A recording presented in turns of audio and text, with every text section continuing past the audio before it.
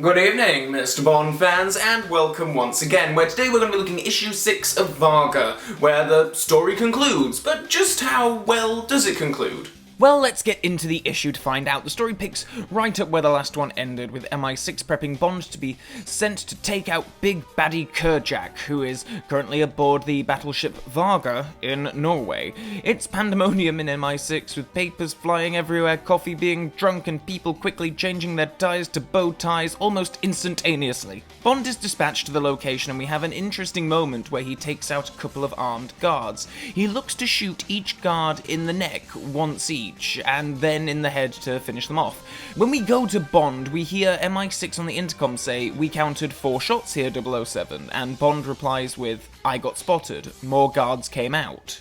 I love that Bond is quite clearly covering for himself here, because I suppose at that range an agent would be expected to make a one-shot kill, but the reasoning behind why he says that there are more guards than there actually are is something I find very curious. Maybe I'm reading too much into this, but I don't know if we're to think that Bond is maybe a bit off the ball here, like he missed because he's tired and worn, or whether we're supposed to believe that he intentionally shot both guards in the neck to, well, put them through a lot of pain before actually killing them.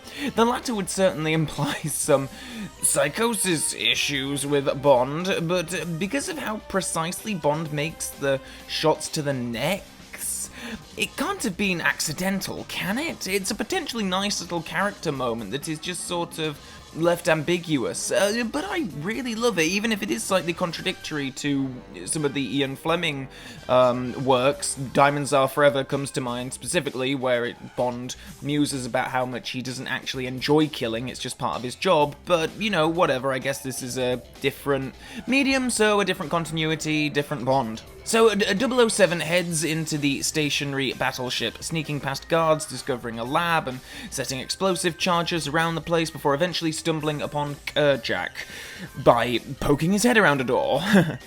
Not the most subtle of spy work, really.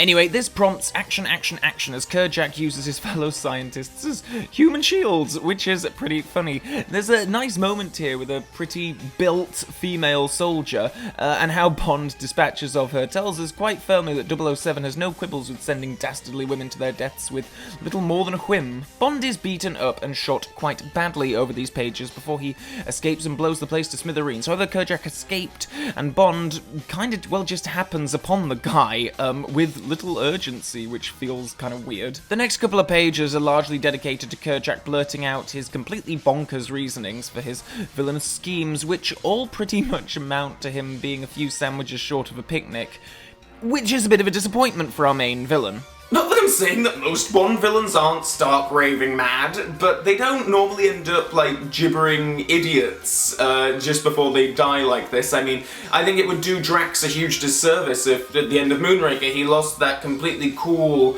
calm, menacing facade and just became a gibbering idiot going on about how much he wanted to make the world a better place.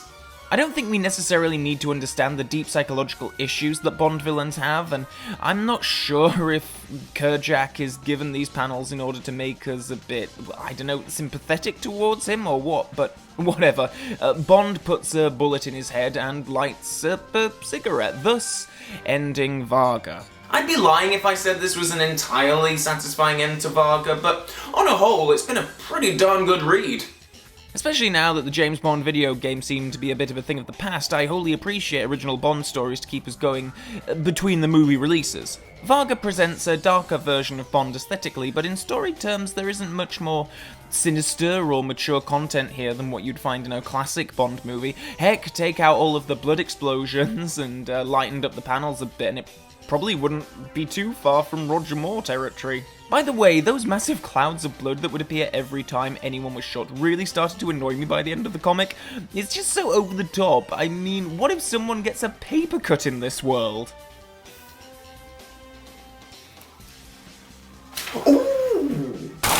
But I do love the Bond that Warren Ellis and Jason Masters have brought to the comic. He's quite surly and brutish, sarcastic and sardonic too, but still quite likeable, and you still root for him. The MI6 ensemble is pretty great as well, and I especially hope to see more of this Q in future stories. Speaking of which, the actual story of VARGR is actually quite simple, despite the visually darker tone leading the reader to believe something more complex might be afoot. It's basically mad scientist wants to take over Britain to do mad experiments, but maybe for a 6-issue spreading narrative, that's exactly what it needs to be?